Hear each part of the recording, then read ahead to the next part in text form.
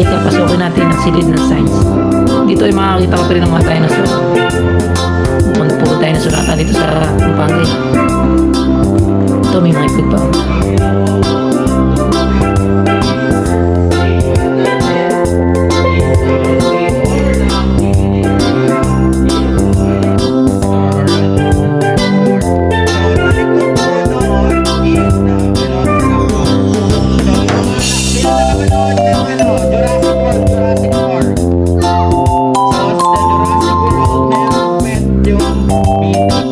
Andito nga lang pala sa tapat mismo ng SM Park.